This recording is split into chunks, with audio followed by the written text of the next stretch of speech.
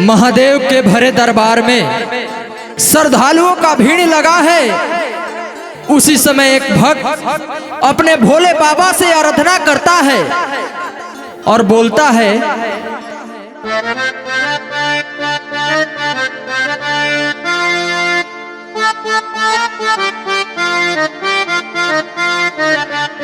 जैसे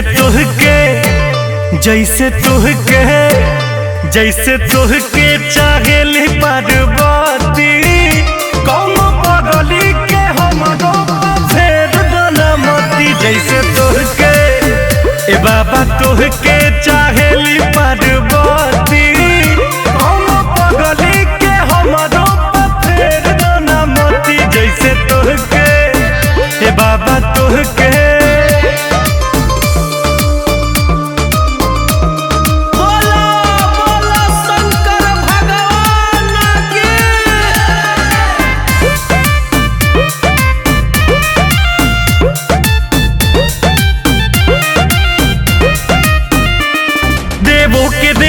देव देव महादेव देव जी भजन करी, फिर दीन जार हमरो ऊपर बड़ी देर से सुमिरन करी।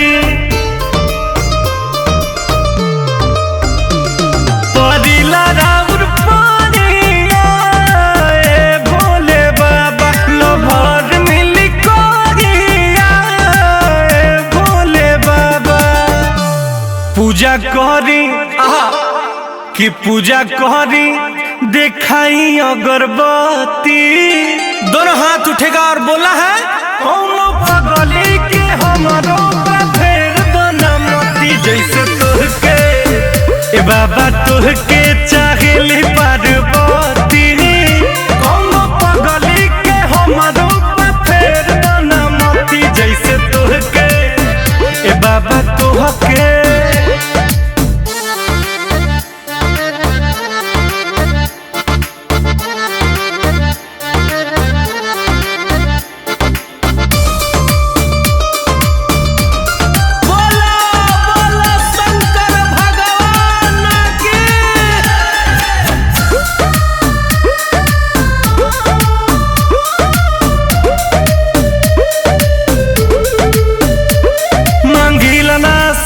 चनी मांगिला नाही महल जी, फेरी हाथ हमरा माथ पायत ने कदी ही कहल जी।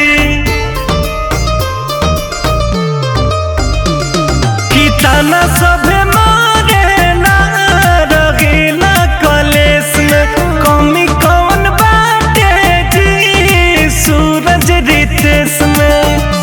त माफ कह दी माफ कह दी जमन भइल गलती, बाबा जागा हो, कौनो पगली के हमरो फेर दलमती। जैसे तुहके ए बाबा तुहके चाहेली पार्वती, कौनो पगली के हमरो फेर दलमती। जैसे तुहके भोला जी तुहके